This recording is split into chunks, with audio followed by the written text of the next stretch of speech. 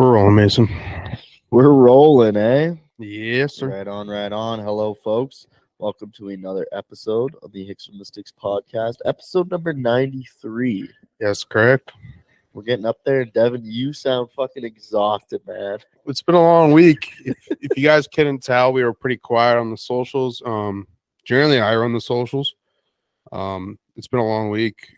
Just started a new position. I won't say where or what I do, but I did start a new position this week. So it's been a long week. You know what we should do? We should tell everybody what your phone number is so everybody could give you a call. Nah, I don't even know what my new phone number is. So I saw this one prank online once where a guy went on Twitter. yeah. He had he said, "Hey, everybody wish my friend a happy birthday." Just on some random day, and then he put the guy's phone number, and then the guy's phone number was just blowing. Oh, his guy's my. phone was just blowing up all day with these random people wishing him happy If birthday. that happened to you, what would you do?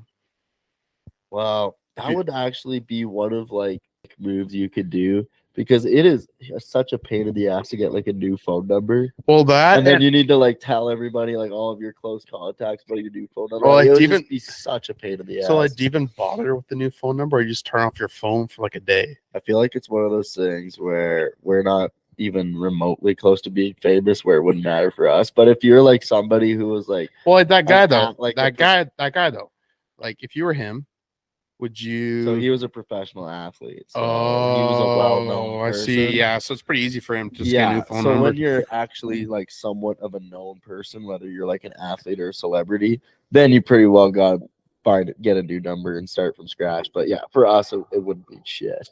Yeah, fair enough. We'd be just fine. I would just turn off my phone for the day or go. Yeah, exactly. Yeah. But anyways, we have a special guest. Yes. For the episode today. As always. We have our second bull rider on of all time. We'll get to him in a little bit. But before we get into that, Western War of the Week. Everyone's favorite, especially Devin. Yeah. All right, what you got us cooking? Do you have two for us today, Mason? I could. Yeah, let's do two today. You know all what? Right. We have time. We have some time to kill. Let's do. Here's the first one. Coffin varnish. What's that? Coffin varnish. I don't know. Is that wax or something? Is that that dude's organs, or the varnishes over top? No, not quite. It's a slang name for whiskey. Oh. So one thing I'm learning is that, and it must have been hard as hell to communicate back to the Wild West, because I think we've read now during our tenure while we're doing this, 12 different names for whiskey. 12 different ways that they use the phrase whiskey. So there you go, coffin varnish. There's another way to call whiskey for all you whiskey drinkers out there. And then, all right, what's the next one? The next one, that is a good question. All right, while he's doing that, quick shout out as always to Bar Double Diamond.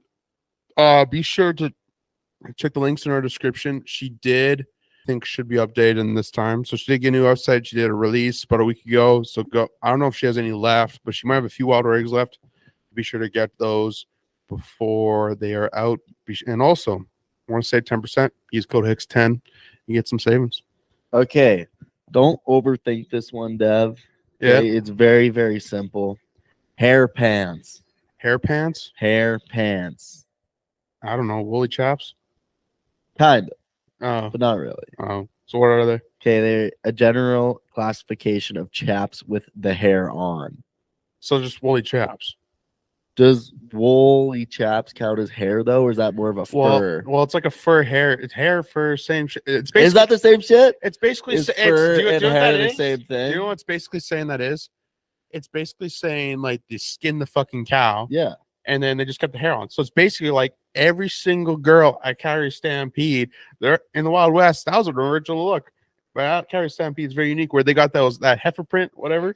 Yeah, that's right. These guys were just doing it back then. So yeah, but with the real deal, though. Yeah, with the real authentic. Leather. Yeah, authentic. They kept the fur instead of just cutting it right off. Although I don't know if these guys were wearing the Holstein print. Well, you know what I mean, though. Doesn't matter. I don't know. All these girls be wearing fall into that category then, though. Well, it doesn't it's still a form of hair. It doesn't matter. I think it gets its own category. Okay. All right. You do that. I'm not Wait, debating you're this not, one. why? You're I'm not gonna, not debating this why one. not? Because all right. But anyways, let's hop right into this interview though. We have Tanner Eno on today. He's a Canadian. He has been to the Canadian Finals Rodeo. I'm pretty sure. Yes. Yes, he did. Yes, he Oh, did, boy. Bev. It was been- Holy shit! I'm tired, man. Give this Tired. guy coffee over I guess here. I need another sip of my beer. But anyways, while I'm doing that, let's tune in. Sip of your twisted tea. Yeah, twisted tea. Doesn't matter. All right, let's get into the interview. I remember when I was in high school. All right. Well, I guess we better get going here. Welcome to the Hicks from the Sticks. We have another interview. Deb, do you want to introduce who our guest is here today? So today we have Canadian bull rider Tanner. Is it Eno or Eno? Eno. Eno. Okay. Eno. Yeah. What heritage is Eno? Not a clue. Fair You enough. don't know where your family Only- came from? No, only thing I know is this one spelled backwards. Yeah, fair enough. There you go. There you go. Awesome. All right, just to get started off, do you want to kind of introduce yourself, where you're from, and stuff like that? Tanner Eno from Coronation, Alberta. Small town. Gotcha. Coronation. I've definitely heard of Coronation. So that's in the East Country, correct? Yeah, about 45 minutes straight east of Stellar. Gotcha. Oh, okay. Yeah. So not like south end of what I call the sticks, the sticks of like Vermilion and stuff like that, and like Camrose. So just south. Yeah. Mhm. No, I'm about 2 hours southeast of Camrose. Gotcha. There's not a whole lot out in that area, eh? Nope. Just Yeah. ranch Makes it pretty easy. country and wind. Yeah, it makes it pretty easy to go booze cruising, eh? I don't drink a whole lot, so I don't do that. But Yeah, that's a good answer. Awesome. Well, what's does Coronation Coronation has an actual village there, right? it's actually town. So Coronation has 900 people. Okay. And then, but like the closest place to like a Walmart would be Stettler, which is about an hour, 45 minutes. Okay. And then Hannah is about 45 minutes an hour, just straight. So So does Coronation have like even like a generic brand gas station? no, you got UFA and Co-op, and Okay. my uncle and grandpa own a gas station on the highway, but Oh, there you go. it's pretty small. Nice. Because I'm assuming there isn't like fast food or anything there, No. right? No, Yeah. none. There you go. There you go. Well, now what's like a quick fun fact about Coronation that nobody maybe knows? Honestly, no clue. Not much goes on. I don't leave Coronation. If I am You know leaving, what? I'm Sometimes gone that's rodeoing. better though, eh? I don't know nothing. I don't honestly spend obviously I'm proud of where I'm from, but I don't spend I'm gone a lot.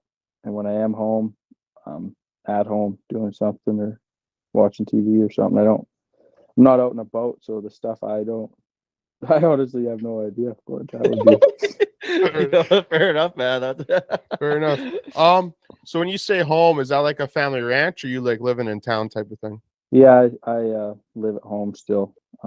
Looking to in the spring here. I'm putting a place right across from my parents. We own buck and bulls. My dad does, and my mom. So yeah, we don't farm nothing. Just cut hay and feed buck and bulls. So you guys just kind of on the outskirts of Coronation then, or are you guys like about 10, 15 minutes out of town? Yeah, no, I'm like a mile straight west of Coronation, right off the highway. Okay. Gotcha. Awesome. No, right on. Awesome. All right, just a quick icebreaker question. So I'm assuming when you're on the road roading, fries are a common food item that you would eat. So what's the best condiment to have with fries? Ranch. I love ranch with fries. Ranch with Ranch? fries? Yeah, Man, you're psycho. I honestly don't. I don't eat fries. I guess a cheeseburger, but that's pretty straightforward. Okay, so I thought you were gonna go a different route with this question. Which fast food joint has the best fries in your opinion? Probably Dairy Queen.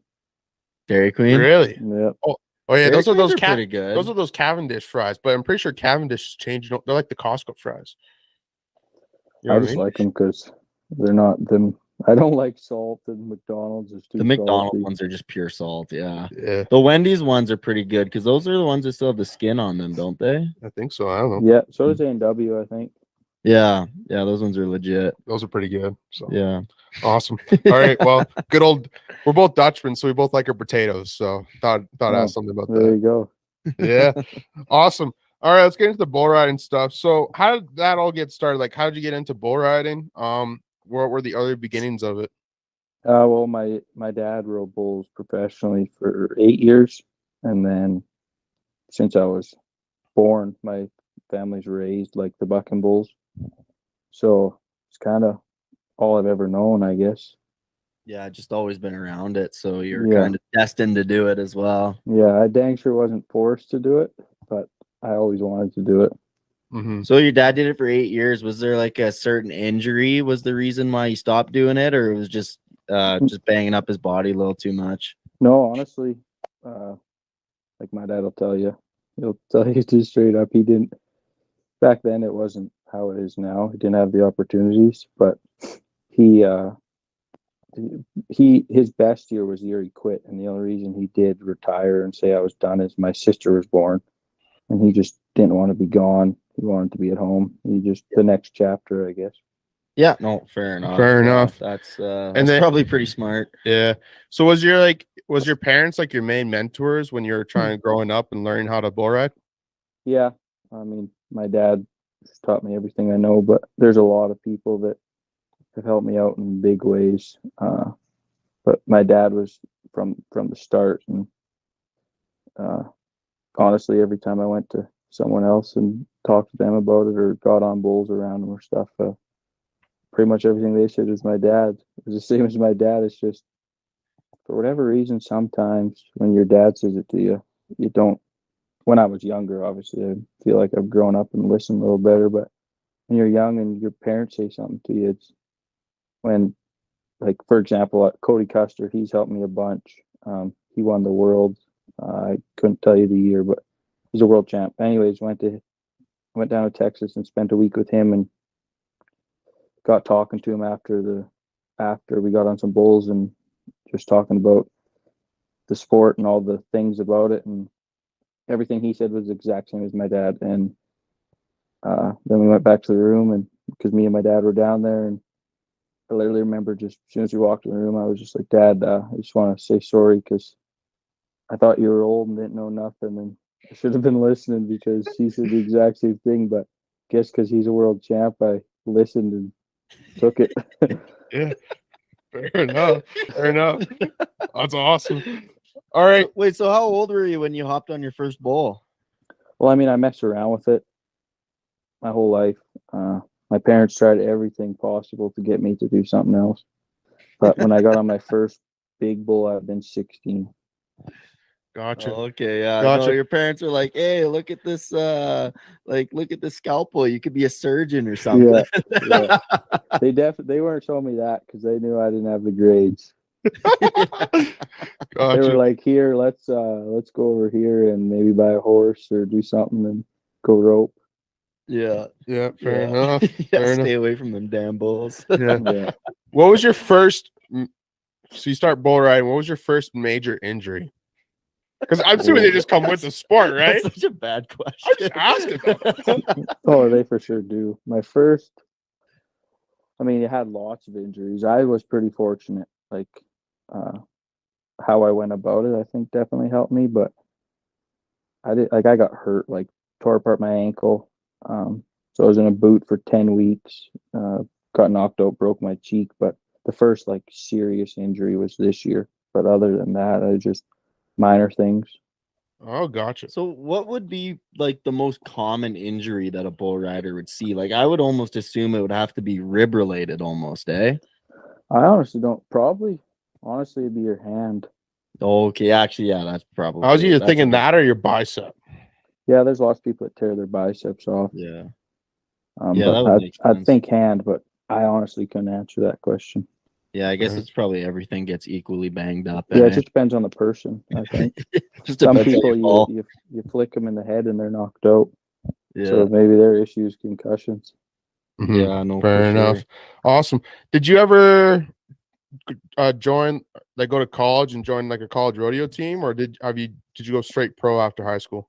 No, the year I graduated, I signed to go to Vernon College in Texas. Mhm. And then just with some circumstances that ended up going on, the coach quit, and I didn't go. And I say it's because of the coach, but I like home quite a lot. So Yeah. maybe it was that too. I don't know, but no, I never ever did. Like I went to school for carpentry. I'm in carpentry now. I'm sitting in Red Deer. Mhm. I finished this year, but in 18, I believe they allowed it so you could just buy a permit in the college rodeo, so you didn't have to go to college and you could go to college rodeos.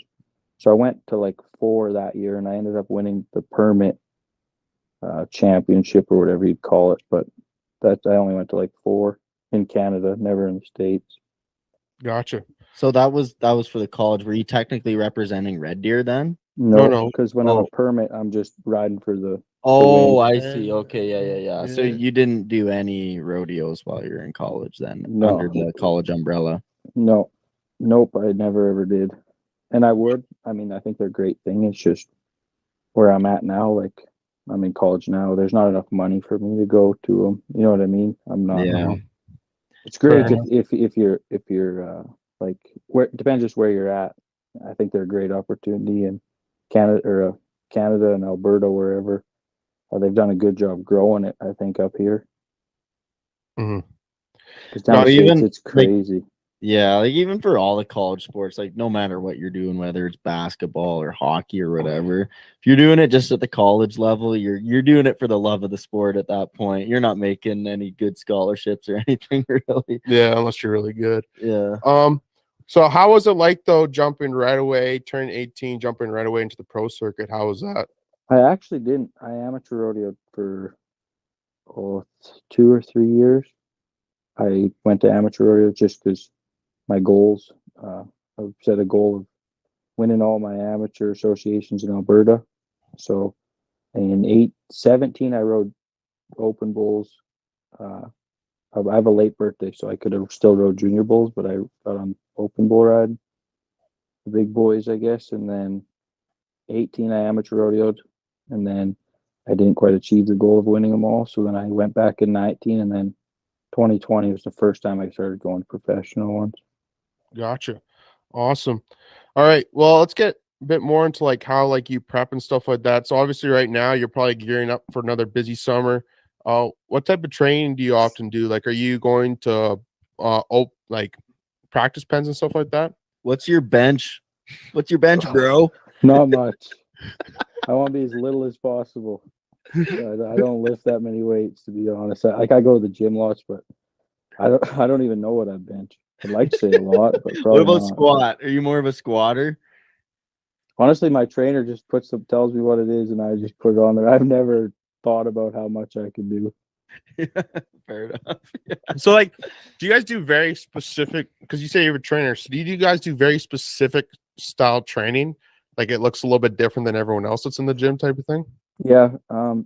Well, last year I got I am sponsored by, it's called Acumen Performance, and they're based out of they have a gym in Red Deer or Edmonton and Calgary, and they're like all aspects of it. Like so how I ended up with them, I tore apart my elbow, and the guy I work with, his name's Mike. He worked for the Yankees for 13 years, so they sent me to him because I was like, it was like a Tommy John's surgery, Yeah. but I didn't really care to get the surgery. I just wanted to rehab it because you're out for so long. So I started with them, and now it's all just about quickness. And as fancy as this sounds, like your body's made up of fast twitch muscles and slow twitch. So you're training the fast twitch, so your reaction time and yeah, it's pretty in depth with bull riding. And I'm sure if I was at a gym and you guys walked in, you'd probably be like, "What in the heck is that guy doing?" But it's you feel better about yourself because you know you're working on something that's going to help you with your bull riding. Where if I just go and curl weights, that ain't getting me nowhere. Mhm. So when you're working out, what kind of tunes are you playing? Or yeah, I mean, I guess you said you would ranch with your fry. So maybe you're like a psycho and you're listening to like a podcast or something. Or when like you're a working classic out. music. You know? No, I'm big into the probably. I'm terrible with music. If you any of my friends will agree to that, I'm terrible. I'll be like, "What's that song I like?" And they're like, "I don't know. You like lots." Yeah, But the one that goes like bump bump bump. yeah, that's me. I'm not good with it. No, I like I don't know, just something that makes you feel like you're going to I don't know, just pump you up and So you more like rock and roll or like that techno shit or what? it'd be like a mix of rock and roll. Like if I went on to my like playlist, I guess for working out, it'd be my probably the most song in there would be like Another Level or something like that. Like pretty simple, but just Yeah. pretty much listening to it. So pumping myself up because I don't really care to be there. More often than not, you're making yourself. Well, no, that's fair enough. Hey, as long as it gets you fired up, it doesn't really matter, right? Yeah, exactly. Could Just be walk a around. Taylor Swift and it doesn't matter. Yeah, Swizzle exactly. does get the boys going sometimes, that's for sure. Oh yeah. But no, I don't. I honestly, I'm not good with music. I couldn't tell you what the songs are. Fair enough. Fair enough. Awesome. Do you often go to like these because like Olds, I know Olds has one, and like I think Brooks has one as well. Do you go often to these open practice pens as well? Uh, no, not really. I don't. Because my dad raises bulls, I'm fortunate because I own bulls of my own that I've bought and over the years that I see somewhere and I like them, so I'll buy them to practice on. So they literally just live at home, and dad and me and mom and uh, usually my buddy who I rodeo with, Tyler, we live together. We'll just jump in the truck and go buck bulls. Nice. I haul them to Oyen. Usually that's where I practice at the indoor arena, and then in the winter or in the summer I just practice at home. Nice. That's pretty sweet setup. Then, That's actually eh? pretty sick. Yeah. Because then you don't have Just to for like the travel to all these major towns to Yeah. ride bulls during the winter. Yeah, no, the reason I do that is, I mean, you go to lots of them practices, and I mean they're great. You got to go there. I mean, I did go when I was younger, like or not younger, but when I was first starting, just to get on bulls. Because I mean, the only way you're gonna get better is getting on. But where I'm at now is when I'm getting on, it's to correct something, and my bulls are right there. If I'm a professional bull rider, I should never fall off them. But if some, like my dad hauls them to PBRs, so Mhm. they're good bulls, but they're just building my confidence in correcting a little mistake. So I know what they are. Where if I go to them open practices, sometimes you're getting on a calf that's never had a rider. Well, I'm not at that point in my career, right? Mhm. Gotcha. That makes sense. Awesome. Here. Do you ever like go to the States during the winter, during the snow season, and ride bulls as well, or no? Yeah. During COVID, me and two guys I travel with, we went down to Texas for 2 months and just lived out of my van. I got a rodeo van. But last winter I went to about 10. This winter I'd like to be there right now. If it was my way, I would be there right now, but I dealt with a lot of injuries last year, so I've just kind of been resetting and getting everything dialed back in mentally and physically and getting the best shape. So when I do start up here, I'm better. Yeah, Fair no, enough. for sure. Awesome. Well, and speaking of which, when does the rodeo season start for you?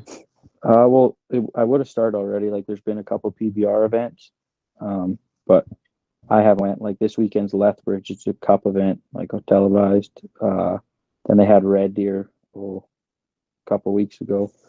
But I You went like to the one in Red Deer, or you didn't go to no, that one? I haven't been on a bull since I went to CFR, and then about 2 weeks after that, I went to the circuit finals, and then kind of figured out some health issues, and haven't been on a bull since.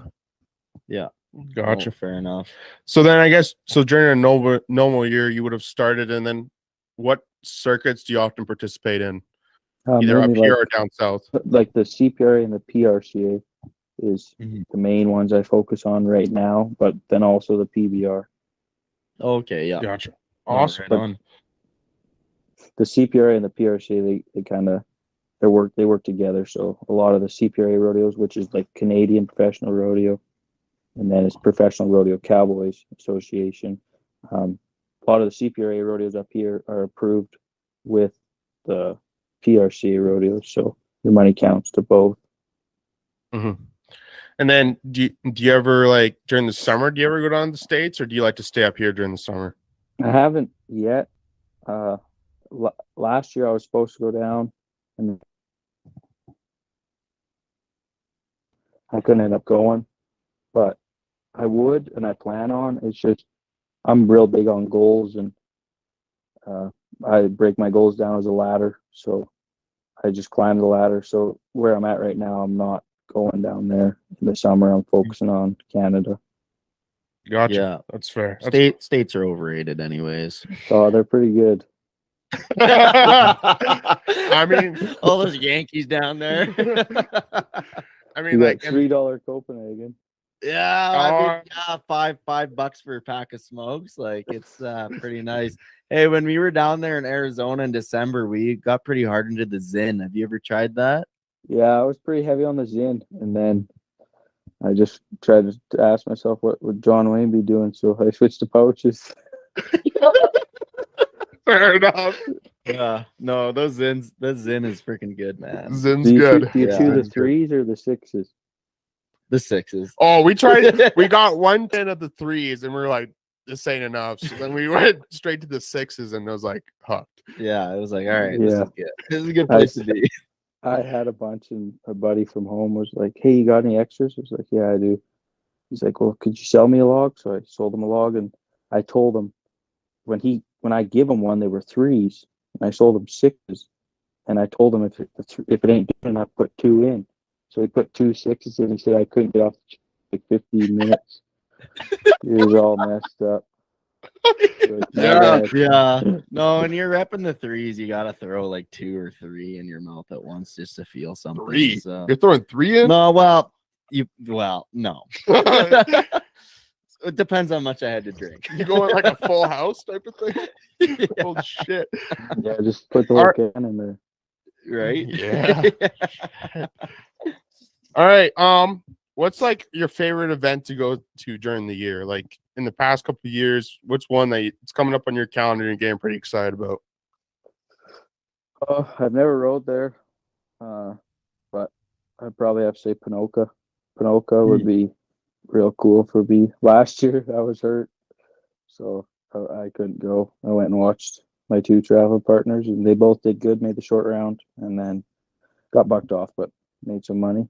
And yeah, that's such a cool rodeo. But of course, CFR, that's cool. You can't beat it. 10,000 around. There's 6 of them. It's hard not to like that one. Yeah. Yeah, obviously. What were some memorable stories from the past year or two that you could share for us? Like just traveling? Yeah, Like sure. stories? Yeah. Oh, I'd have to think about that one. There's a lot. We're my crew. We enjoy ourselves and we have fun, but we're there. We're more. I like to think I'm more of a business guy. I take care of business. I'm not the guy running around and being a goofball. We're just there to win and get out of there. But I mean, there's always a time to have fun. Probably the biggest, the worst story I'd be able to tell you is when we were in the States in 2021. For 2 months, we were in Texas, then we entered a PBR in Prescott, Arizona. So my parents rented me and Tyler Craig, is who I travel with, and then Ash and Sully a house in Arizona for the week. So we drove to Arizona, and that's a flipping long drive. You don't know how big Texas is until you drive across it. Yeah. Drive for 16 hours and you're still in it. But so we get there, and got a balcony and a pool, and so we go uptown and get some groceries and get a 24-pack Corona. We got nothing to do. Well, we get drinking them, and we're like, frick, let's go for a walk. Well, we're walking around. We found this brilliant idea to get tattoos. So went to this tattoo parlor shop and got these tattoos. And I don't think that guy's ever done a tattoo in his life. It was so bad. What did you get tattooed on you? It was supposed to be an outlaw, and it looked like someone took a pen and Put a cowboy hat. Oh, it was bad. I got mine covered up Where did you get it? on the inside of my bicep, and like this Oh, tattoo gun was so old that it still had the elastic and like the needle. I don't. Oh, it was terrible. And then he charged each of us $100 for him. Oh, 100 Yeah, US. my one buddy's tattoo, like the cowboy hat, looked like it'd been rained on and stomped. Like it was bad. He got halfway done it and he goes, tattooing on the ribs is pretty hard. And Ashton's like, you tell me now. Like yeah. I'd have got it somewhere else. And he said he never got his fixed. He still got it. Jeez, you sounds like you almost should have went and got a tetanus shot after that. We should have. We should have. It was bad, and then it hurt even worse when we had to pay $100. 100 Americans, so that's like Yeah. what, 50 Canadian or some shit Yeah, like that. damn near, Yeah, pretty yeah. close. Yeah, That story sticks out for sure. That one though, just because it was. I don't have to look at it no more, but I looked at it every day for a while. yeah, for fair sure. enough. Well, you were talking kind of earlier about how you like to keep it a little more professional when you're at these things, which is probably the right thing to do. But when you typically go to a rodeo, will you at least make an appearance at the cabaret, or do you usually try to stay away from there?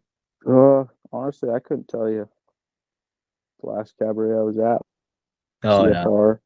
I'll go and say hi to all the people that are there to support me and have a drink with them. But I mean, there is. I mean, I still will go out every once in a while, but I that's one thing this year I'm really focused on is being more disciplined. Sometimes you get caught up in winning and all that other stuff, but no, there is more often than not. No, I do not make appearance. If I go there, get on and leave, and but usually it's because we got to get somewhere. that's right, and that's kind of what we've kind of been told from some other rodeo folk as well. Is that usually you got somewhere to be the next day, so you don't really have time to stick around. So Mhm. that makes sense. The one this last year, the one time, the only cab I went to, me and the crew I'm with, we go up to Grand Prairie and we're in PA the next day. And I don't know if you know how far that is apart. And we decided to stay and have a good time. And thank gosh, the one of us was not drinking. So we left Grand Prairie at like 3 a.m. and we had to be at PA by 2. And that's where I mean, and I need to be. I need to be a little more disciplined because that is not the time to stay and have a few drinks. Yeah. Yeah. I'm sure you're probably feeling a little miserable the next day. Yeah, but by the time we got there, we're all just like, we're a bunch of idiots. I'm actually curious to see how many hours that is. But while I looked that up, what was like the most memorable ride or bull from the past few years that you can remember? Oh, probably the most memorable for me.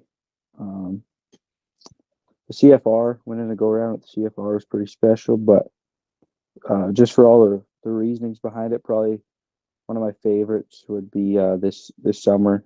I rode a bull called By the Batch. We went to the NFR this year. I was 89 in Morris, and I hadn't been on a bull in 6 weeks because I was sitting at home healing up. I got cleared on the Wednesday and left for Morris and got on him Friday. Mm-hmm. So that one was special just because I went through a lot. So Yeah. to come back and win, it felt pretty good. Yeah. That's fair. That's awesome. What were some also some major accomplishments from the past few seasons? Well, obviously, only going professional for 2 years, qualifying for the CFR twice. Both years I've went. Not a big deal. That's pretty special. Winning Rookie of the Year in the PBR was pretty special to me. And then, just having success in the amateur rodeos too. In 18, I won the LRA and the FCA. And then 19, I won season leader in the FCA and the WRA. So that's about all my accomplishments that come to head that are special to me. It's awesome. So how many buckles do you have sitting on your dresser right now? Honestly, I've give probably 4 or 5 away. My one cousin who has nothing to do with bull riding, I gave him one a while ago, and I'm very close with all of my family, and So you're taking the money over the buckles, eh? Yeah, the freaking guy phones me and he goes, "Hey, like, I've had this one for like 6 months and I still haven't lost it. Could I get a nice one? Because I give him that one because I'm like, you're gonna lose it. Like, he ain't scared to have a good time. So I was like, you're either gonna give it away or do something. So I give him a new one, and then just an old boy down the road, I give him one. So yeah, I give 4 or 5 away, but I don't know, there'll probably be 15 there still. Oh wow. Okay, yeah. Yeah. That's nice. That's sick. It's definitely a couple more than we have. Couple more. Yeah. That's like 20 more than we have. That we won. Yeah. We're thinking of entering some wild cow milkings this summer. Yeah, you got any advice? We want to get a buckle from that. We want a wild cow milking buckle. So my how advice cool would would that be get be? a good roper and have a good anchor, because and whoever's gonna mug, you better ball up, because I've seen some people get wrecked out doing that. Well, no, we were thinking about doing the ones where the style wild cow where they start off in the chutes. Yeah. You got a 3-man team on the rope. Yeah, neither of us can rope or shit. So we're kind of hooped in that department. Oh, so they start with the rope on the cow. Yeah. That like the one in like the style they do in Eleanor and Cochrane type of thing. Okay. So. Yeah. I don't know. I have never been. I tried the wild cow milking once and it didn't go very good for me. So I'm the wrong guy to ask. Yeah. I think we could do all right. We're big boys. Oh yeah, you'd be fine. As long as you're gonna go in there and get dirty, I guess. That's really who wins. Whoever's gonna be the craziest. Yeah. And we both have milked cows in the past. So that part I think we have down pat. Yeah, like we said, we're Dutchmen. We got the milking department down. Yeah, we got the milking part down. It's just the dealing with this crazy animal might be the hard part. Yeah. You know, some of the Holsteins in the Cochrane past are have been like pretty crazy. So when they do it in Cochrane, are they like longhorn cows or what? Like they got big horns? I'm not sure. I think they're. I don't even know what they're. I know. I saw the ones in. Have you seen the Eleanor videos? The ones that came out, especially this past year. Oh, yeah. They're like, I think they're all Brahmas. Like they're Brahma cows. And I was talking to the one. Elnora, yeah. Yeah, don't enter that one. You're gonna die. I see videos. My mom and dad were there. My mom works it. My dad had bulls, and holy, them things are mean.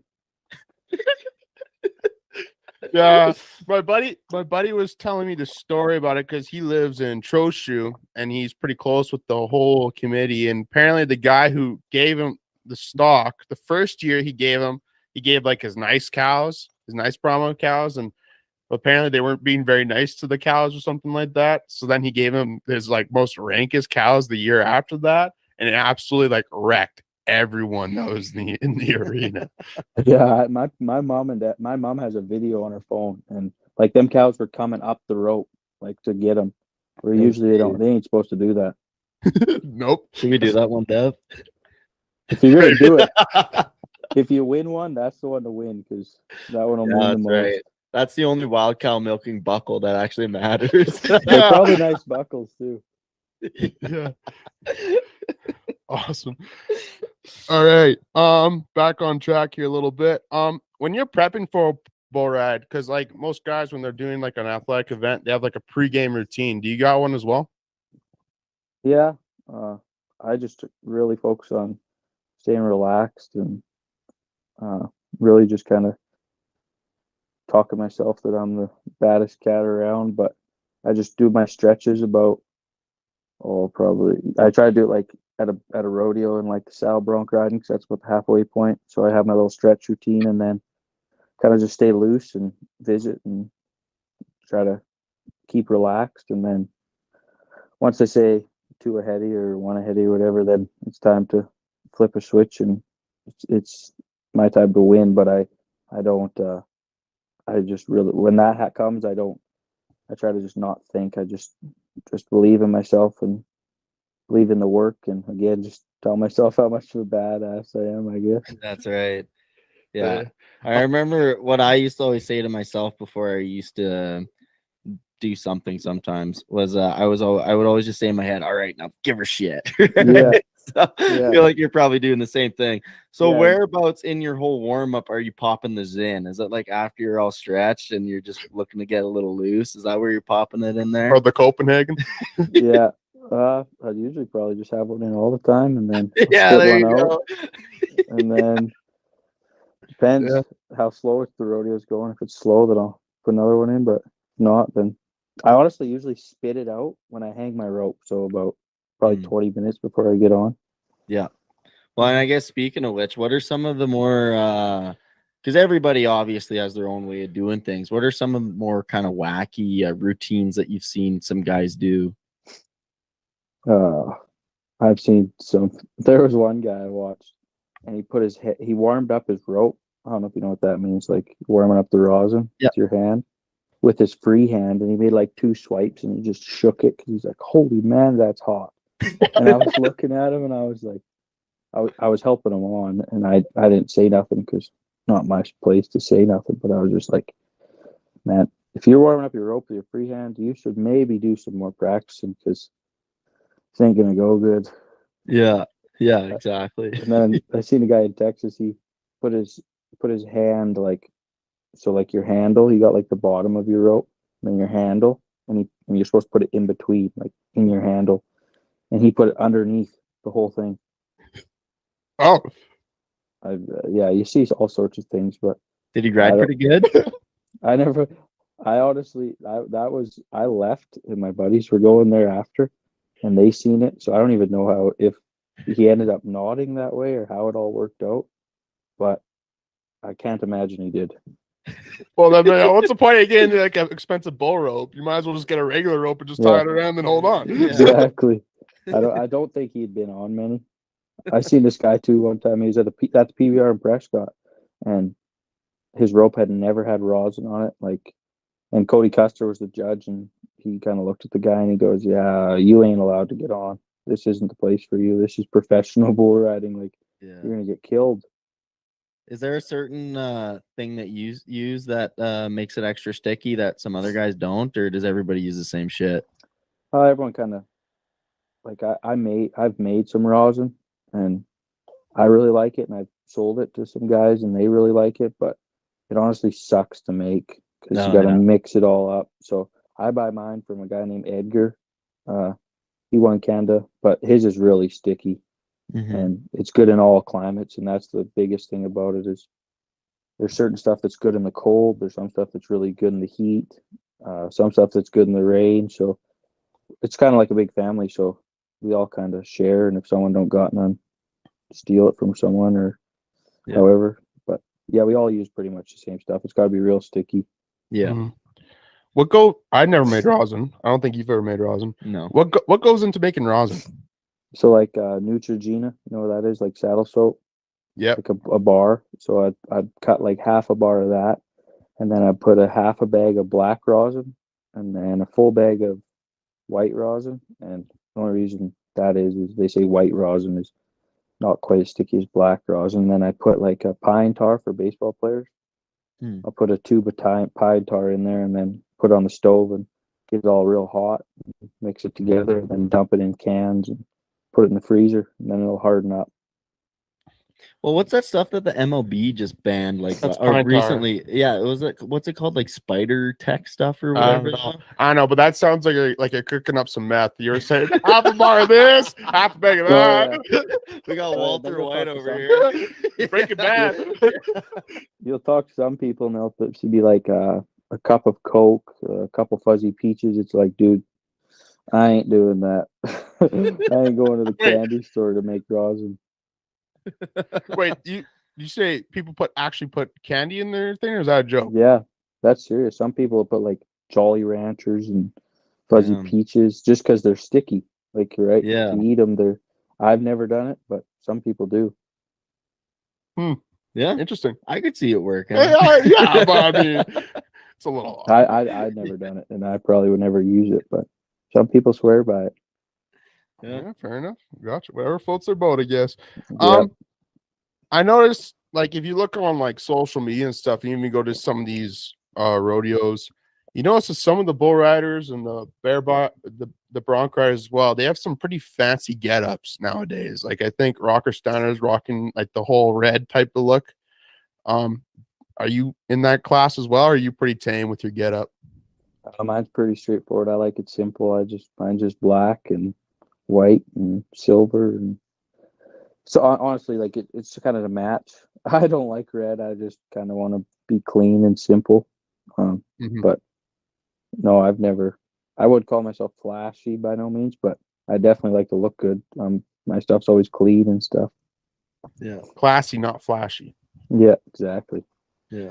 Would you ever? Okay, what are some like colors that'd be like a no-go that you never do? Like, would you ever do pink, like a full-on pink one? No, never. Pink. What or about like purple. full on like orange? No, probably not. You look like a pylon. No, Yeah, probably that's not true. full on orange. Yeah. And maybe work some orange in there, but not Yeah. full on. I feel like blue on blue on blue on blue would look pretty slick.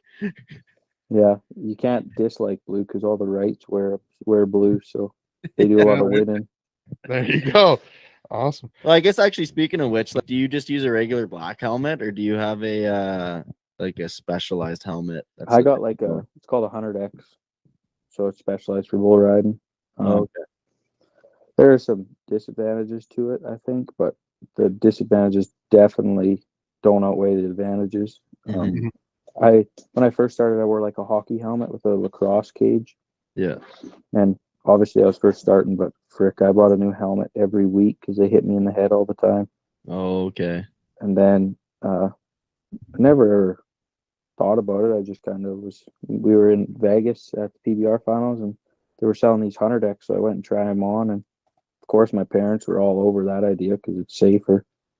And I've always used one, and they're built for bull riding. So like the cage and how it's built is so like stuff, if they step on you, it slips off, and the cage is strong so they can hit you hard and it doesn't hurt you or doesn't poke you, I guess. But I tried going back to a hockey helmet because one advantage is a hockey helmet's way lighter, like with the lacrosse cage, and you can kind of see more because it's not so necessarily big.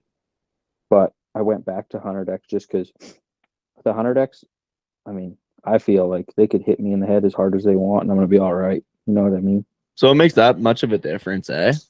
Yeah, like I just think there's some people that argue all day with me about that. If I wanted to, they would say that they hurt you more than they help you, but that's just my opinion, and this is what I do for my living. So, and I love it. So I mean, I want to do it as long as possible. So if wearing that helmet is gonna make my career longer, I'll wear it, right? Oh, and that's just it. Yeah, you got to protect the dome, man. Yeah, you only get one of them.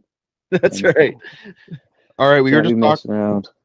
Yeah, we were just talking about things that maybe the colors you wouldn't wear, but I've seen them. They're kind of sick. Would you ever wear woolly chaps? No. Maybe on like retro night just to look like old school, but probably not full time. No. I don't know. I thought it would be funny. But what if they ever did like a bull riding in the snow? Like, would that be appropriate time to wear like woolly chaps? Maybe anything to keep me warm. I don't know though. I ain't entered no bull riding in the snow. I'll tell you that. Because I bet the ground would be hard. Yeah. I don't know. Well, I actually want to we should almost start a bull riding in the snow. That actually sounds kind of sick. Yeah. Yeah. I just don't know how many guys would come, but I mean, you might get a few. Yeah. Right? It's like on Banff Avenue. Just have a bunch of snow. That'd be dope. Hey, that'd be all right. That would be all right. I Yeah. like Banff. Yeah, that'd be sick. With the mountains in the background, that'd be sick. We got a new business idea. We're gonna patent that if anyone's listening to that and thinking about it. But all right. So obviously you probably have. So you said already one sponsor. What are some of the sponsors that have helped you down the road? Well, my major sponsor right now is On-Site 3D Virtual Design. So like they just design stuff for the oil field. Another big sponsor. They've been with me from the start. League Projects. And then Gom Farms. He's he is just a family friend from Killam, and he's quite big farmer. So he supports me in doing what I choose to do, and then of course Acumen, and then my dad, Eno Buckenbulls. But I haven't got a check from him in a while. He just pays for my bulls to eat. Fair enough. Fair enough. Right Awesome. on. All right. What's a sponsor that what's like the dream sponsor for you? I'm assuming it's got to be Red Bull, eh? Probably Monster.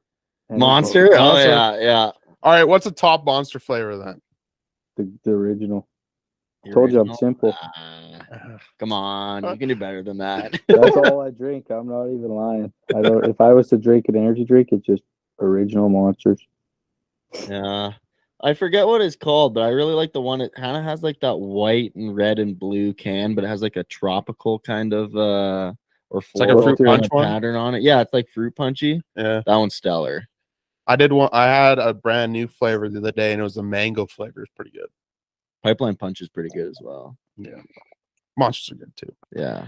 Just in Yeah, general. if you guys knew me though, you'd understand because when I'm pretty simple. I just if I like it, that's what I get. I don't ever Yeah. get out of there because Hey, I hear you, man.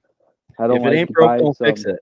Yeah, exactly. That's Yeah, me. every week when we go for wings, I get chirped every time because I just get hot wings every time. We go to the same place every Wednesday. I just get double order hot wings. They're like, oh, why don't you try something else? Every single time I say, hey, if it ain't broke, don't fix it. Exactly. That's me. I go to this little restaurant in town, and if I go for breakfast, bacon and eggs, over medium, brown toast, and if I go for lunch, it's a bacon cheeseburger with fries. There That you is go. it. Awesome. So pretty much when you walk in there, they already know what you're Yeah, ordering. They don't that even have ain't- to ask. Yeah, that ain't a lie. They don't even ask me really. They just say the usual. I say, yep. Yeah, that's pretty sick. That's actually pretty sick though. That's awesome. All right. If you could participate in any rodeo, what would it be? Canada, the US?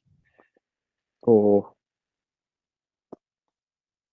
probably the NFR, just for the Mm. fact it's a big goal, Yeah. and you can't participate. You got to earn your way there. So if you're there, you're doing things right. That'd be pretty special. But there's a lot of big ones. I mean, Pendleton would be really cool.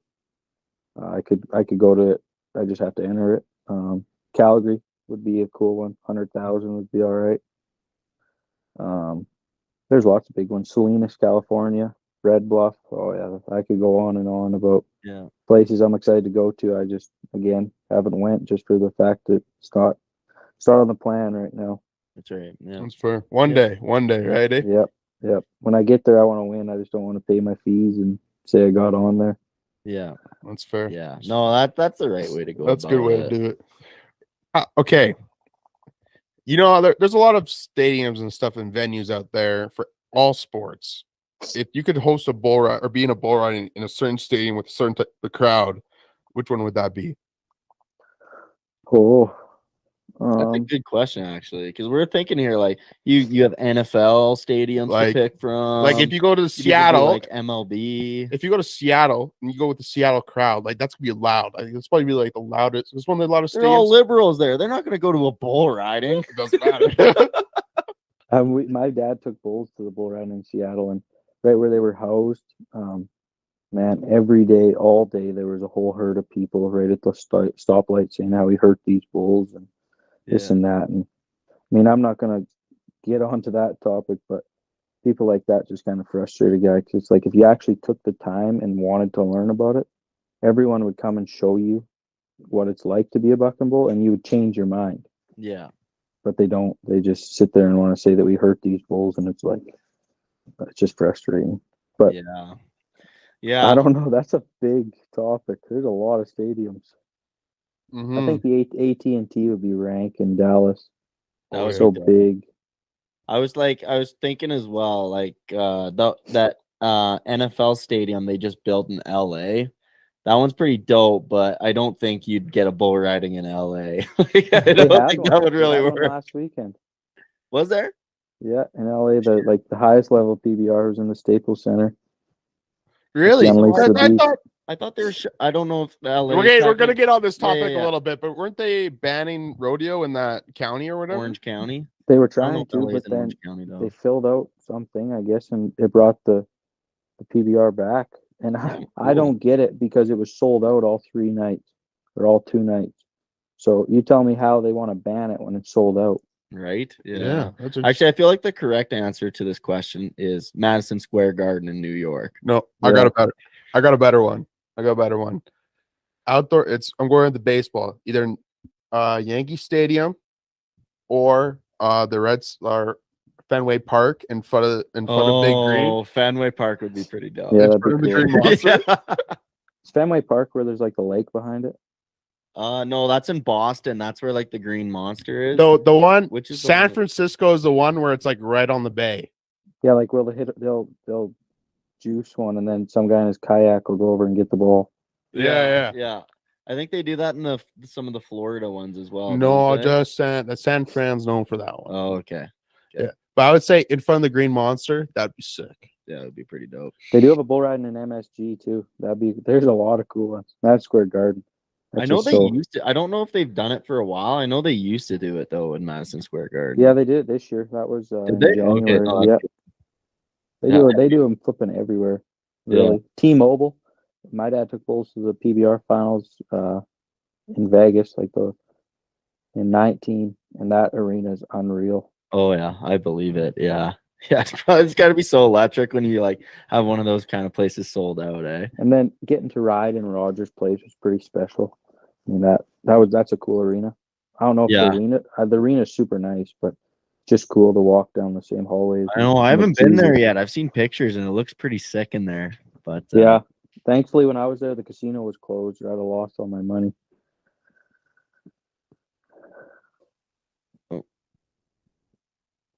Perfect. Sorry. Yeah. Wait, were you there for an Oilers game or were you there for a No, the PBR finals, like the PBR Canada finals, are at. Okay, yeah. So Yeah. in 2021 was I went to PBR. So do you get to I never kinda did last see year. Okay, yeah. So you get to kind of see like when you go to a place like that, do you kind of get to see like I don't know if backstage is like the right word, but do you get to go down kind of like where all the NHL players would go and stuff? Yeah, like we get ready in the visitors' locker room. We ain't allowed in obviously the Oilers one, just because I think it's mainly for the fact that it'd make it all a mess. But yeah, we get to hang out. That's too bad. You can't go sit in McDavid's locker there, eh? Yeah, that'd be all right with that. But they have it all locked up. We tried getting in there, but we couldn't. Yeah, that's awesome. That's awesome. All right. Mason, got any sticky note questions before we get into the last two? So do you have any which events do you have coming up this summer for sure that if any of the people who are listening want to go watch you, where can they see you at? Really, any per like CPRA event, so Pro Rodeo Canada, I'll be at every one I can get to, and then every PBR I can get to. This year I'm gonna really focus on that, getting to everything, and winning at them all. So yeah, really, if there's a professional bull riding or a professional rodeo in town, I'll be there. Hell yeah. Awesome. All right. Last kind of two questions here in regards to bull riding. So the first one is, what's some advice you want to give to someone that's starting out with bull riding? And then what would you give some advice to your past self that you know now? Advice I'd give someone starting out is really just don't rush it. I mean, I shouldn't say this personally. I don't like going unless I'm winning. I mean, getting on bulls, in all honesty, is not all that fun. It's the winning that's fun. Getting on and getting frapped ain't no fun. But so don't rush it and get on the bulls that are going to make you better. And don't just get on anything and learn the basics and put in the work, because this isn't a sport that is easy by no means.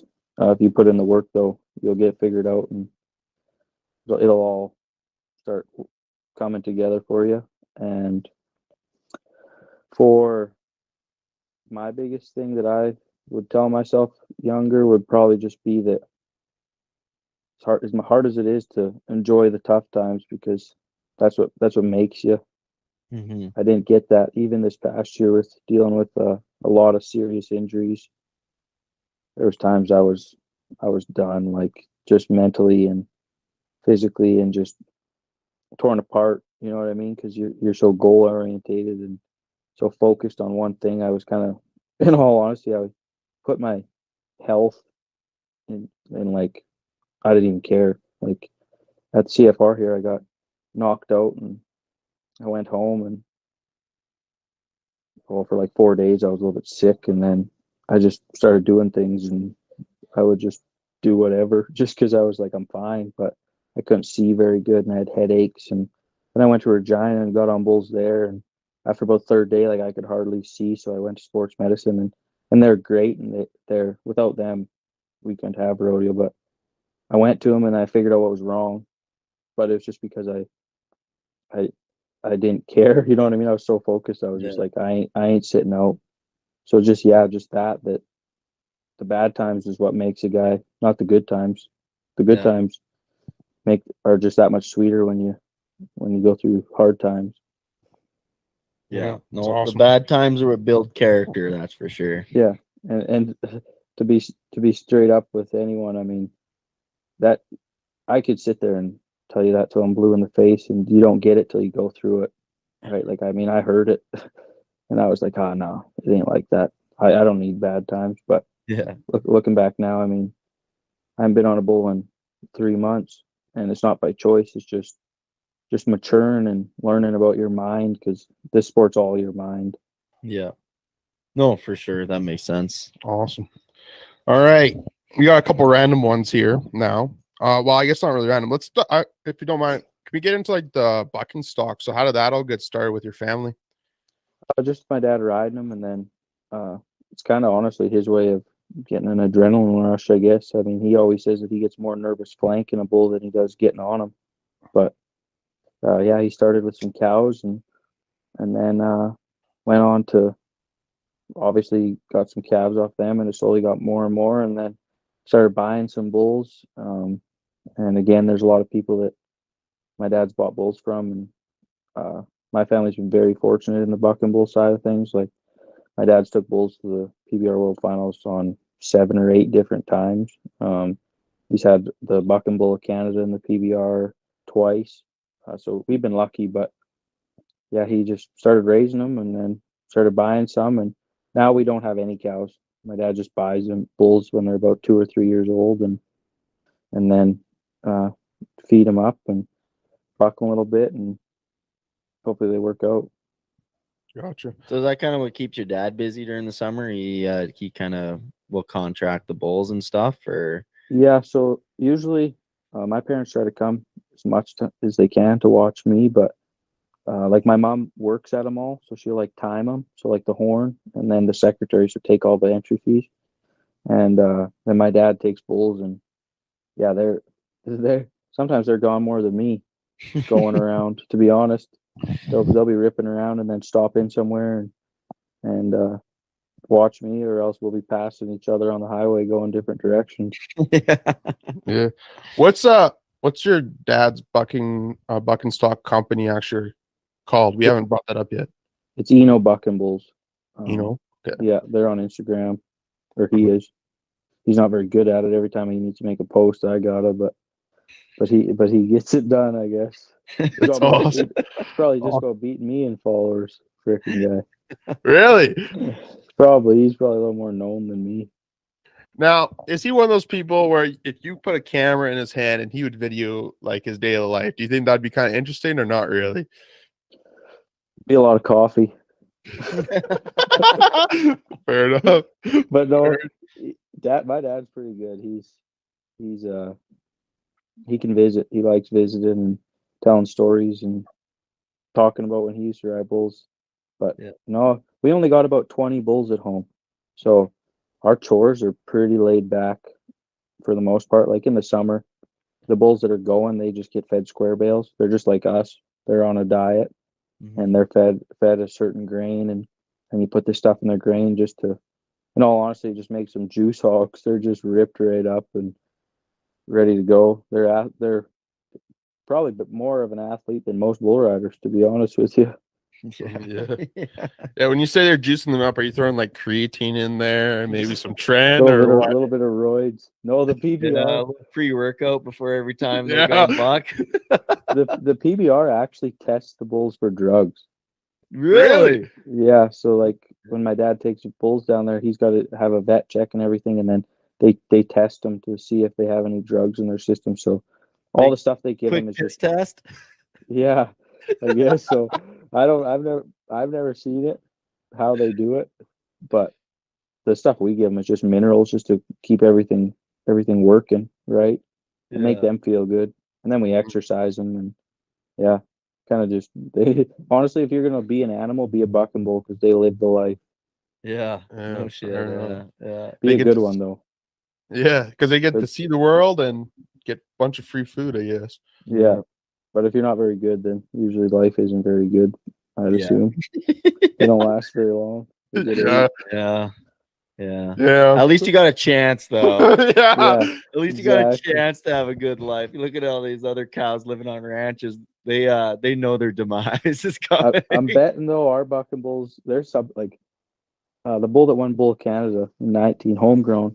My dad kicked him out with cows, and he didn't even know what a cow was because he was like 8 years old, never seen one. He didn't even go to him Yeah. because he just lives in a pit. Like, I mean, the pens are 100 by 100, like they're big, but we don't have no cows at home. So some of them bulls don't even know what a cow is.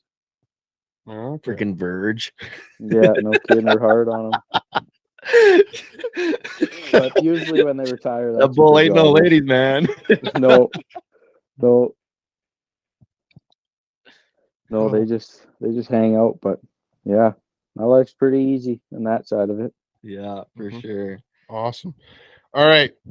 2 final questions here, quick. We ask everyone this question. I know you say you didn't drink a whole lot, but apparently you do a little bit. So what's your favorite beer? Coors Light. Coors Light. Yeah. Yeah. Not bad. I like my Coors Light or Michelob.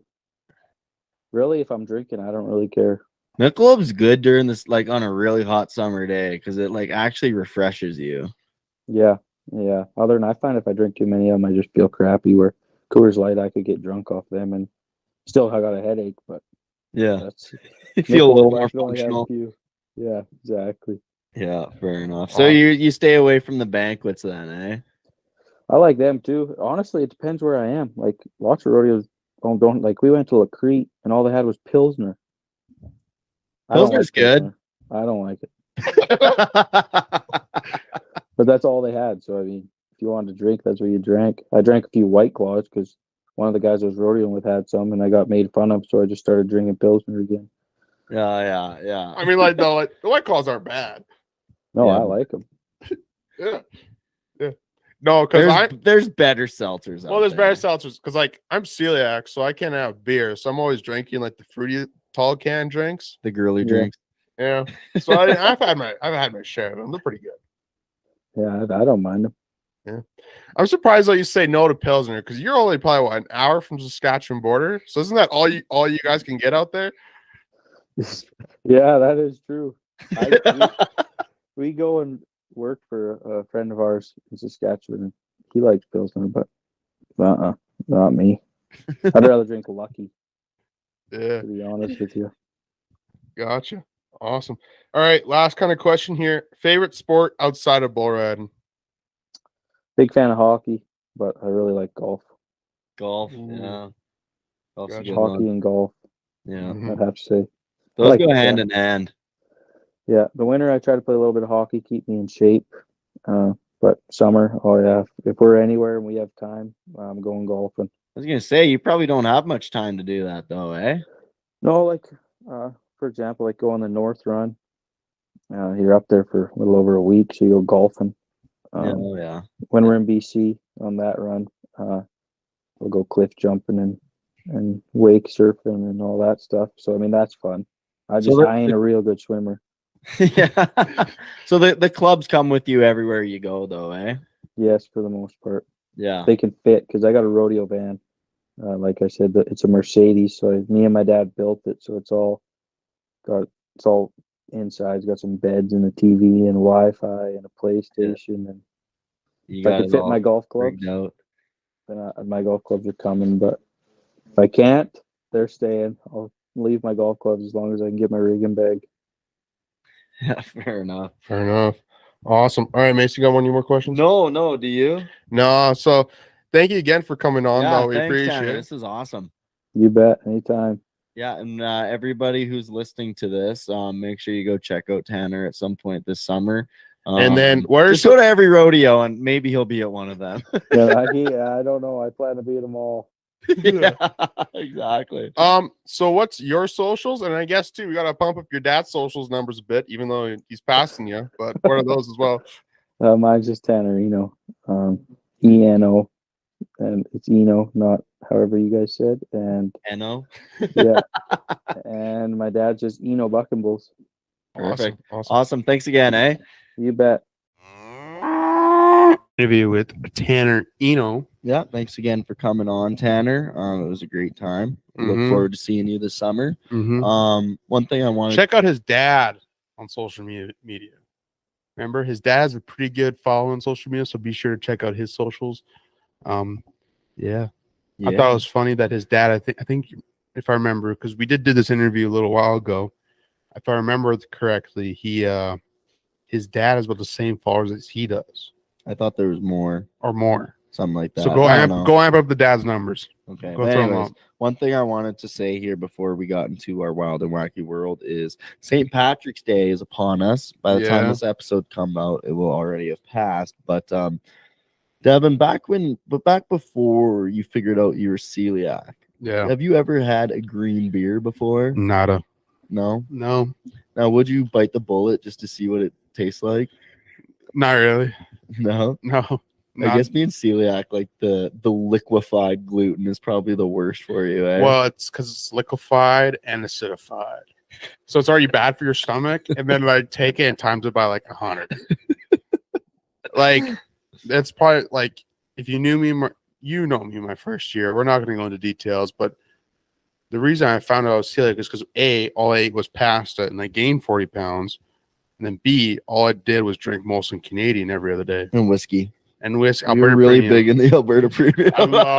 I love Alberta Premium, not gonna lie. I don't know why. It tastes like absolute gasoline, but oh man, just a little bit of Coke, As long as you're like half Mix it. cut already, half cut. and if you get the Mix right in there. mix, Yeah. and maybe a little lime juice, because I think we got lime juice. Yeah, we at started one getting lime point. juice because we're Yeah. like, we don't want to spend a lot of money on whiskey. So Alberta Premium's the way to go. Well, it's cheaper to get like a 2.6 of whiskey than it is to get like a bunch of canned drinks. So Yeah, exactly. yeah, Exactly. But now we just we're keep trying to tracking be them broke out, so, college students. yeah, well, right now I'm drinking it was tea. I stated before, but that's all right. I thought I remember you saying that there was barley in Twisted Teas. No, so I double checked. I thought there was, but if we read the ingredients right now, which we're doing, there isn't. It's made up of vodka. Okay. So Did it used to be made up of I think it barley? used to have Okay. barley in it. So maybe they changed the recipe, or maybe it's because I'm drinking half and half. Maybe the original one has it in. I don't know. But Maybe, I know. don't Bottoms up. Couldn't tell you. Yeah, over or under for me. Because what day is St. Patrick's Day on? Is that tomorrow? Is that it's Friday? tomorrow. Friday. Over or under 6 green beers for me. What's your guess? Well, it depends. If we go out to the pub in Sundry, problem is they have those 32 ounces, like those big Yeah. glasses. So are you counting 32s or are you counting the pints? I'm counting by pints. I go by pint. Over. Okay. We'll see. So But anyways, moving on here, we're gonna hop into our wild and wacky world. See what kind of riffraff is going on. From sea to shining I'll sea. start first. All right. Title goes: Flight attendants on SkyWest airplane reportedly get into a fight, delay passengers for over an hour. The flight attendants did. Yeah. Was it 2 chicks? Well, we're about to find out. It definitely was 2 chicks. Yeah. So Okay, apparently, quick question: is it weird to be like a dude flight attendant? I feel I like don't- that's a female-dominated. it is a probably industry. female-dominated industry. I don't think it's weird. I think it's just like, it's like, do you think it's weird to be a male nurse? Yes. I guess for you, the answer's there. So there you go. All right, we won't get into that. But apparently, so originally how people found out was Ashley Brewer, an anchor on ESPN, tweeted on March 12th that her flight was delayed. ESPN. ESPN anchor was So- on this flight. So it She made it out said to the she- sports channel. She said, "Guys, my flight can't take off because 2 flight attendants got in a fight and they were refusing to work together. Now we're delayed. We're sitting here waiting for them to talk it out, but nope, the lady won't budge." That's what Okay. ESPN analysis said. They're not saying who got into the fight, but the original video has over 770,000 views on TikTok, and this was published yesterday, so that TikTok's probably been out for a few days. But it's not saying who it was, but I'm going to take a fat guess to say it was 2 chicks. What do you think the odds are that they were like both fucking the pilot or something like that, or one of the other flight attendants? Because apparently there's a lot of dudes out there doing that. Mhm. And then one of them got butt hurt. There's a big cat fight. Well, I don't know, because even the male flight attendant reportedly started yelling at the female flight attendant, which Brewers said on TikTok was Imagine if it was a not- guy versus a girl in this brawl. Yeah, that's what I'm starting to think. Like, Just uppercut to the fucking dome. oh man, start That'd be ripping bad. hair. I don't know, man. But yeah, I guess if you fly SkyWest, there's the possibility of pre-flight UFC fight. So That's such a like anything to do with flights. Like if you're somebody who's the reason why a plane is being delayed, you're the biggest piece of shit on this planet. yeah, You know? yeah. No one wants to be on a flight. Like, who actually enjoys flying? No one ever enjoys flying. Probably They always the people who are doing like private or first class. okay. That's like 1% of the whole world. Yeah. Anyways, no one enjoys flying commercial at all. Mm-hmm. Like, I have experience flying private, but hey, whatever. You have? No. So no one enjoys flying commercial. So like, and everyone's excited to go to the destination, right? It's always about where you're going. Mm-hmm. Unless you're coming back from Arizona going to Canada, that sucks. But anyways, like, everyone's excited about the destination where they're going. And so like, you just gotta be nice on it. Like, everyone's just gotta be nice and level-headed on a flight so everyone can get through the flight without any delays or Everybody on there's counting down the seconds till it's over. So yeah, if you're the reason why it's being delayed, like I wish the worst upon you. yeah. All right. Which anyways, we got. are we done with that one? Mhm. Okay. Here's my first one. Florida professor aiming to spend 100 days in undersea habitat. Oh, So of course this guy's from Florida. okay. Just want to get that out of the way. Yeah, so he spent the last 16 days in a structure located 22 feet under the sea. Now he wants to spend 100 days down there. Now, do you think that counts as he's undersea habitat? Do you think 22 feet is far enough down for it to be considered like undersea? I mean, it is like in the sea. Yeah, You're under the sea level. but do you think 22 feet is deep enough? Okay, you gotta look at it like from a risk perspective. Okay, Is he gonna the get more feet you add, the higher the risk, and it's Yeah. already a risk for him being down that far. he's gonna And I get, bet you too. Like, the thing is, right? You take that. no, it's good. Oh, Keep going. it's just John. Yeah, it's okay. We're gonna keep this in now. So like if you think about it too, the farther you go down, the more pressure there is. So the more expensive it gets because you have to build like or have a better Yeah, that's whatever he's true. staying in. You know what I mean? So like 22 feet's probably like the perfect where if it breaks and he starts drowning, he can get out and swim up without Without getting the bends. getting the bends. Yep. You know, so That's one of the coolest like names for sickness. The bends. yeah, except they're paralyzed and they can't Oh, walk. the beds. If you get the beds, like you're fucked. But it's a cool name. Yeah. Anyways, so yeah, he wants to spend 100 days down there. But that kind of raised the question in my mind: would you rather spend 100 days down like undersea, like this guy is, or 100 days like on a plane, just flying around the globe? 100 days. Depends on the Like environment. polar opposites. Yeah, but it depends on the environment that you're in. Because Because like, is he staying in like a glass box? Like, what's he staying in? Well, he has like a little underwater little hotel thing, he called it, but I'm assuming it's just probably a small little room. I don't know. Like, Both of them, you get a TV. I don't and think you're- Wi-Fi. I don't think you're getting a TV and Wi-Fi down there. Well, you're better off for getting a this TV. hypothetical, you are. I think I would do flight just because the chances of the accommodations being a bit better. You never know. Like, what if it's a private jet and you get a shower and like Well, I'm a nice assuming bed. that this guy has the facilities to do some of that stuff if he's going to be I down there highly doubt that. for 100 days. Yeah, man.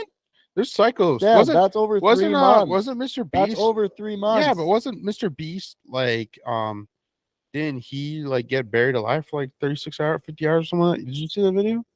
Okay, 36 hours is a Yeah, lot but, like, different than buried 100 alive- days. I can't believe you're even trying to compare the two when you're using personal hygiene as the point of discussion. Well, anyways, Fucking idiot. I personally would do fine. Yeah. If you don't have a shower after 36 hours, you just may as well not have one Hey, for man. 100 days. Hey man, I have one every 24. So it's a thing for me, you know. It's a priority. All right. Here's the next one. Haunted Texas home filled with caskets and skeletons listed for sale at $125,000. So it is haunted for sure. Yeah. Like, can they prove it? Mhm. How can they prove it? The sellers of the Erie estate located in Broward, Texas, were willing to take $200,000, which would include the contents of the home and more. It's a 3-bedroom home for a living or the dead. Basically, the realtor says for the spooky dwelling. It's just talking about it. Yeah, but like, okay, I guess we can't show these photos, but like, there's like literally like they have like a setup of like a dead dude on a gurney. Oh, so it's set up in a way so it looks like it's a haunted house. Yeah, it's basically a haunted house. Oh, so I thought you meant okay. So I thought you meant like a house that was haunted. Not hey a man, haunted 200,000 for 2 acres of land too. That ain't bad. That house. ain't Yeah, bad. you totally threw me off there. I thought you were talking about a house that was haunted. You know what though? I bet you could turn this place into like an Airbnb or something. Oh, easily. Like people like seek the thrill of this stuff nowadays. Some people are weird like that. Do you like scary movies? Off tangent. I don't mind them. Do Oh. you? I hate them. You hate them? I hate them. Hate spicy food. Hate scary movies. I'm a very bland You're individual. just a vanilla. I'm just one of them vanilla folk. All right, last one. What you got? I've kind of been scrolling here trying to find like a good one. The one that kind of caught my eye though was man with world's longest tongue breaks Jenga world record. What the hell? Man, his wife's got it good. Anyways, he's a California man, longest tongue set by the new Guinness World Record. And he removed the fastest time to remove 5 Jenga blocks with his tongue. So I'm just trying to think about that now. Like the distance that you have to push a Jenga block, this guy's tongue must be huge. Like you said, his wife is blessed. Okay, so his tongue is measured at pretty much 4 inches. Hmm. Now you think about a Subway sandwich, that's 6 inches. So That's it's pretty damn long. It's 1/3 of a foot long or 2/3 of a 6-inch. It's pretty long. Yeah. Like, how does he like my question is these guys have really big tongues, right? Mm-hmm. Do they have to like coil them up in their mouth? Like they gotta have to have big mouth, I right? think it's just big mouth as well. Yeah. I think it's just Either big that mouth. or maybe they have to maybe they have to curl it underneath. I don't know. or like push it up against their teeth or something. Like, and how do they talk properly? Like, because your tongue's a big part of Probably it, right? years of training, man. I don't know. They probably ought to take speech therapy or something like that. I don't know. I just got a little bitty tongue. Yeah, a little bitty one. Yeah, little tongue gang. Oh well, the poor girls you hang out with, I guess. Anyways, you got another one, or is that all for today? I I don't just saw Jenga and it caught my eye because I was like, dude, Jenga's sick. Yeah, it is. And that was kind of a lame one, but I mean, it's yeah. kind of sick. I don't know. I didn't see very many odd news, honestly. Jenga's a top tier game. I didn't see much odd news. I've been using a different website recently. I didn't see many odd news, anyways. What's your opinion on drunk Jenga? Drunk Jenga. I've never played that before. Never played it before. No. What about beer? Like Mario. How did you Mario beer kart? What? It's like you play. Do Like, you even know what you're talking about? it's like you play Mario Kart, but you're drinking. Okay. Have you ever played that before? So it's like a drinking game. It's like the only drinking and driving that's actually kind of fun and cool. You're saying it's not cool and fun in real life? We don't condone drinking and driving. I'm just gonna put that statement out now. Anyways, I agree. I've played that before.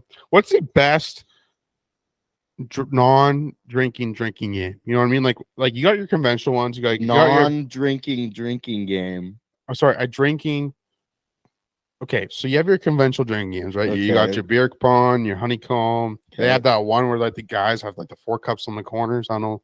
You play in the Yeah. States. Yeah. Ride the bus. What are some ones that like you kind of like? What's like the best? Actually, here's a better way to rephrase the question. What's the best either TV show or video game to turn into a drinking game? I would say for myself personally, I would say like Trailer Park Boys.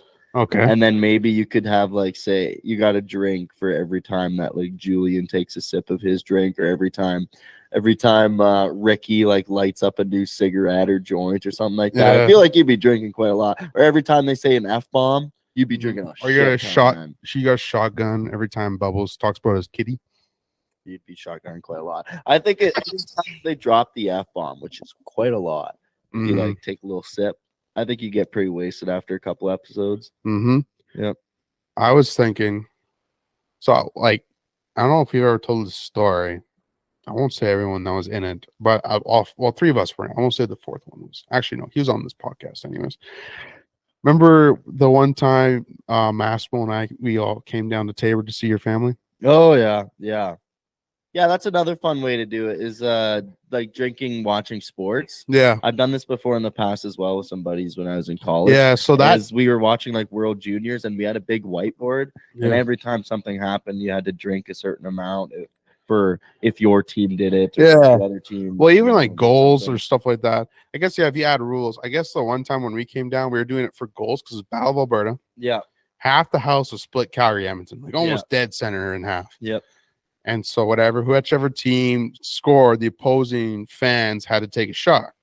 Well, I think after the 3rd goal, everyone was taking shots. Yeah. Every time And it was an 8-goal game. I think it was more than 8. Yeah, I think that was like the final score was like 6-4 or something like that. Could have even been. Yeah, more than I that, think your so- dad had to be up at like 8 o'clock or something like that the Yeah. next day. And Yeah. yeah, that was rough. Yeah, That was that fun was night. fun though. Yeah, drinking to sports is always a good Yeah, time. As long as it's there's enough shit that's actually happening, right? Mhm, exactly. Because like there's no way you're watching a typical hockey game, you're gonna be taking that many shots because usually the score doesn't get that high. Yeah, so you have to right? make a game out of it. Yeah. Yeah. All right. All right. Well, what do you figure, Dev?